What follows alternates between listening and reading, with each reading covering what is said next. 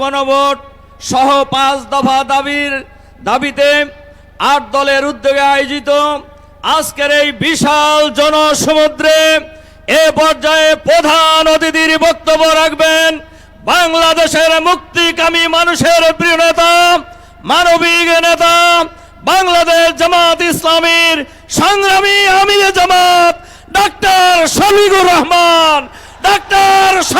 রহমান। এখন এই বিশাল জনসমুদ্রে বক্তব্য রাখছেন।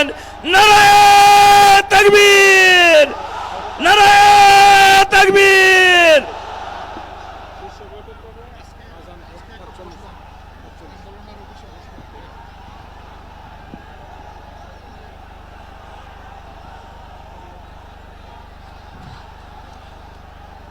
আসসালামু আলাইকুম ওয়া রাহমাতুল্লাহ। ঐতিহাসিক পল্টন মোড়ে বাংলাদেশের মুক্তিকামী জনতার কণ্ঠস্বর 8টি বিশিষ্ট রাজনৈতিক দল আয়োজিত আজকের এই বিশাল জনসমুদ্রের সম্মানিত সভাপতি, বিশিষ্ট আলেমে দ্বীন, ইসলামী আন্দোলন বাংলাদেশের সম্মানিত আমির জনাব সৈয়দ ফজলুল করিম রেজাউল করিম পীর সাহেব চরমোনাই, মঞ্চে বসা বন্ধু সংগঠন সমূহের সম্মানিত শীর্ষ নেতৃবৃন্দ, আজকের এই জনসমুদ্রে হাজির জুলাই বিপ্লবের সহযোদ্ধা সংগ্রামী সাথী এবং বন্ধুগণ, গণমাধ্যমের সম্মানিত বন্ধুগণ, আমরা মহান আল্লাহ তাআলার শুকরিয়া আদায় করছি। জুলাই বিপ্লবের মধ্য দিয়ে ফ্যাসিবাদের পতন হওয়ার কারণেই আজ পল্টন মোড়েও এই সমাবেশ অনুষ্ঠিত হতে পারছে। আলহামদুলিল্লাহ রাব্বিল আলামিন। প্রিয় দেশবাসী,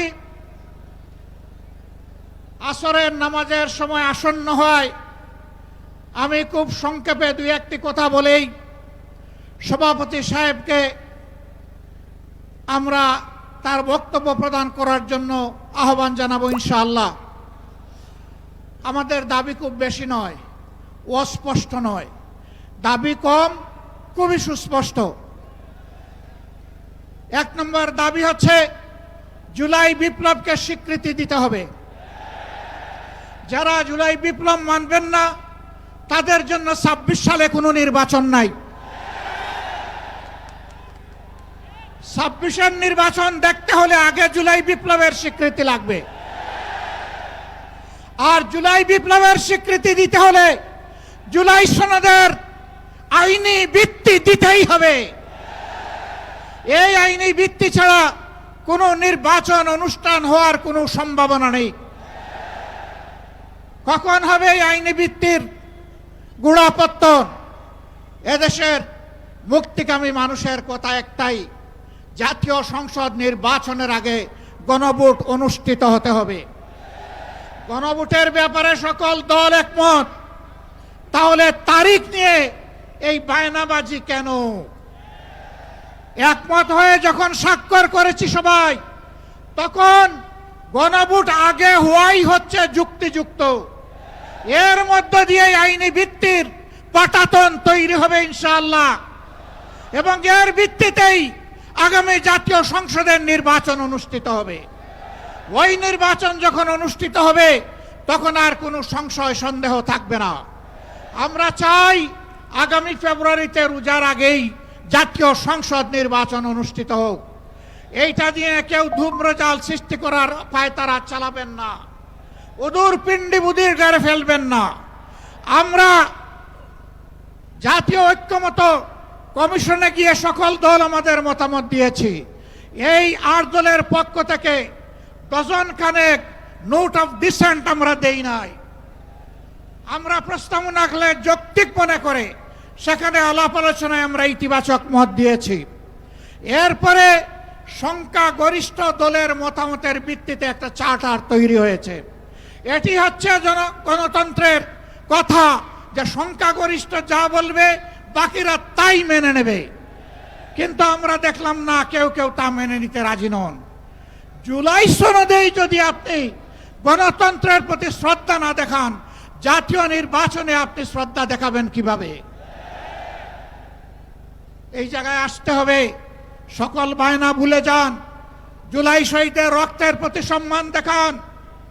জুলাইয়ে যারা লড়াই করেছে বুক টান করে, যারা পঙ্গু আহত হয়ে এখনো দুঃখে দুঃখে কষ্ট করছে, মেহরবানি করে তাদের বুকের ভাষা বোঝার চেষ্টা করুন।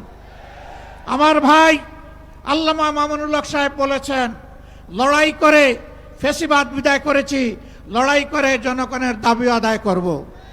আমি স্পষ্ট ভাষায় বলতে চাই, কোনো দলের নয়, জনতার বিজয় হবে ইনশাআল্লাহ। জনতা কি চায় কান পেতে শোনার চেষ্টা করুন। যদি এই ভাষা বুঝতে ব্যস্ত হন, তাহলে নিজের পরিণতির জন্য যে বুঝতে ব্যর্থ হবেন তাকে তৈরি থাকতে হবে।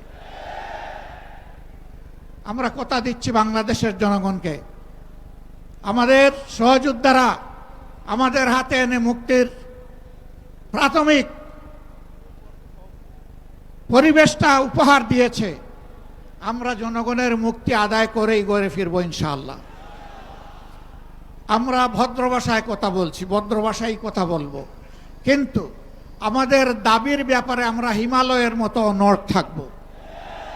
কারণ এই দাবি জনগণের দাবি, কোনো দলের দাবি নয়। এই দাবি বিপ্লবের দাবি, এই দাবি ফ্যাসিবাদের দাবি নয়। অতএব ফ্যাসিবাদের দাবির কাছে বাংলাদেশের জনগণ মাথা নত করবে না। তৈরি হন। যতক্ষণ পর্যন্ত জনগণের দাবি আদায় না হবে, আমাদের আন্দোলন দুর্বার গতিতে চলতে থাকবে ইনশাআল্লাহ। আজই শীর্ষ নেতৃবৃন্দ এই মিটিং এর পরে আমরা মিলিত হচ্ছি। পরবর্তী কর্মসূচি যথাশীঘ্রই আপনারা জানতে পারবেন। সেই কর্মসূচি বাস্তবায়নের জন্য প্রস্তুতি নেওয়ার আহ্বান জানিয়ে এবং সরকারকে জনগণের ভাষা বুঝে অতি শীঘ্র গণভোট আগে দেওয়ার সিদ্ধান্ত নেওয়ার আহ্বান জানিয়ে আমার বক্তব্য এখানেই শেষ করছি। আল্লাহ হাফেজ। বাংলাদেশ জিন্দাবাদ। আর দলীয় আজকের এই সমাবেশ জনগণের দাবি আদায়ের পাঠাতন হোক। আসসালামু আলাইকুম ওয়া রাহমাতুল্লাহ।